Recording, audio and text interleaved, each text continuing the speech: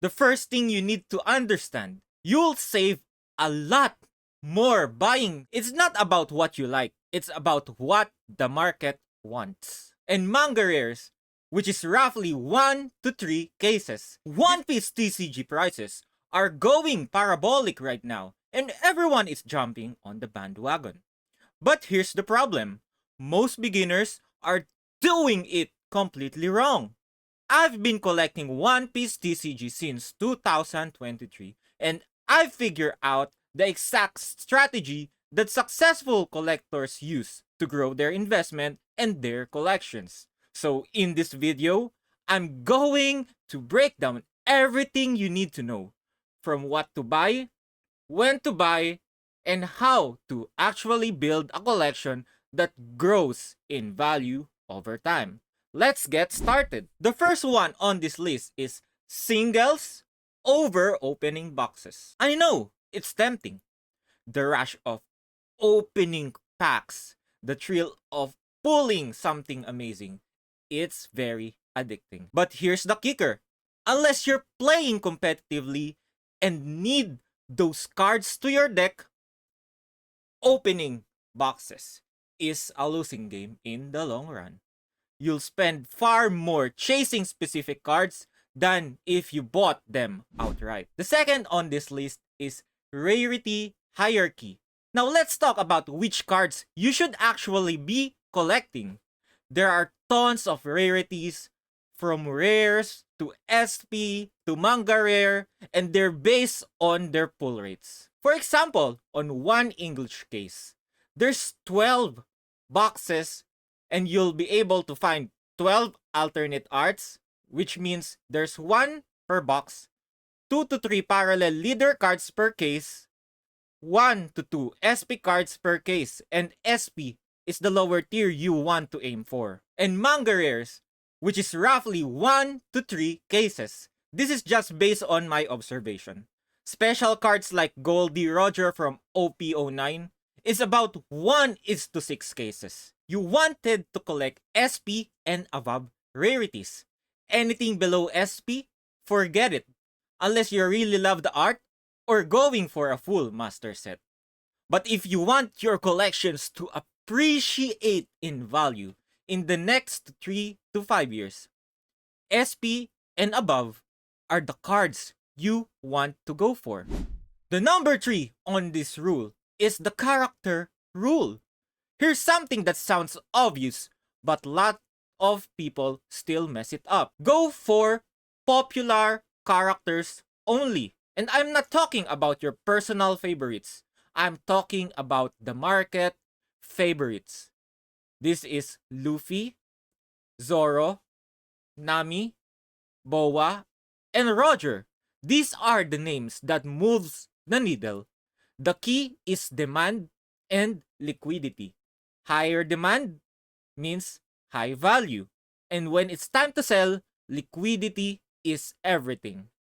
A manga rare Luffy will grow and sell way faster than a manga rare Usopp. It's not about what you like, it's about what the market wants. Like me, I love Chopper and he is my favorite character.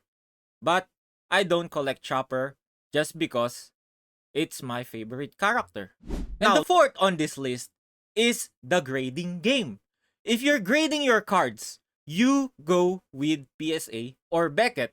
But honestly, PSA is the move. And here's why.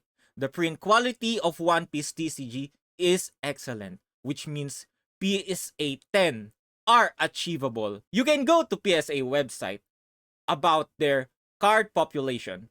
And here's the thing. Most of the cards grade 10, which is above 90% chance. That makes them highly liquid in this market. But here's the critical part. If you're buying graded slabs, only buy PSA 10, Beckett 10, CGC 10, or Tag 10. A PSA 9 might look like a good deal, but when your time to sell, you'll see why everyone wants that perfect 10. And remember, liquidity is king. The number 5 on this list is the language rule. This one surprised people, especially beginners. Always go for English cards. Now, you might say, but JJ, Japanese cards are way cheaper and higher quality. And here's what nobody tells you. English cards are printed in Japan. Same factory, same quality control. Japanese cards just have a massive supply and way lower demand, which is why they are cheaper. No matter which market you are in, Asian or Western, English cards have better liquidity. So don't overthink it. The number 6 on this list is the time horizon strategy. This is where most people blow it. Aim for 1 to 5 year play. Everyone is chasing short-term flips, but short-term flips is risky and very unpredictable. You want to grow your inventory over time, not consistently gambling for small profits. Think of it like a real investment. If you bought Manga Luffy for $1,000 and sold it for $1,500 3 months later, that's $500 profit. Then you buy another card for $500 and sell it for $700, and that's $700 total in 6 months. But if you just held that Manga Luffy for 6 months and it hit $2,000, you make $1,000 with one move. The people who win are the ones who buy quality assets and hold them, not the day traders chasing every spike. The 7th on this list is the patience rule. Here's a huge one.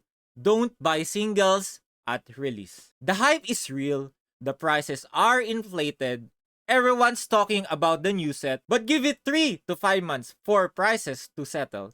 If a card skyrocket too fast, just skip it.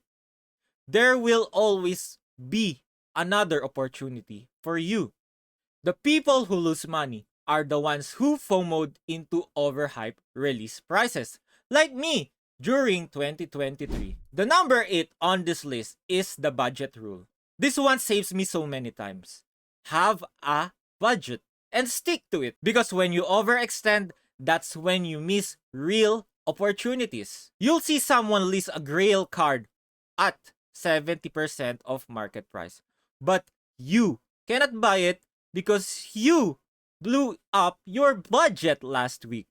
Keep cash on hand for right opportunities. The number 9 on this list is the trade up strategy. One of my favorite tactics is the trade up strategy. If you have a bunch of parallel leader cards, trade them for SP cards. If you have a bunch of SP cards of another character, trade them up for SP cards of popular character. Your goal is to consolidate your collection into higher value and more liquid pieces. A $5, $10 cards are harder to sell than one $100 card. And that $100 card is far more likely to appreciate in value. The number 10 on this list is the trust factor rule. This one is non-negotiable. Always buy from trusted stores or verified sellers, or do local meetups when you can check the cards yourself. Because here's the thing, it's better to pay slightly above market price at a trusted shop than to save 20% and end up with fake cards. I've seen it too many times. Someone finds a deal online, the card shows up, and they're counterfeit or damaged. Now, you're out of money and you're holding worthless cards. Pay the premium for peace of mind. And because you stayed until the end again, I will give you some extra tip. The number 11 on this list is storage and preservation. Protect your investment. Use quality binders, sleeves, or top loaders. Keep your cards out of direct sunlight and away from very humid room. Because here's the thing, a card that drops in mint to played condition can lose 50% of its value overnight.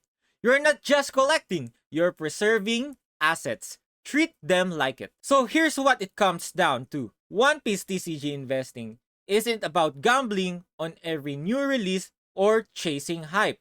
It's about strategic, patient collecting, focus on high quality cards, popular character cards that you hold for long term. Buy singles, wait for price stability, go for English cards, go for PSA 10, Beckett 10 because they are very liquid in the market, and always buy from trusted sources. And here's the part nobody talks about. This strategy isn't just about making money. It's about building a collection you actually enjoy owning while it appreciates in value. And that's the real win.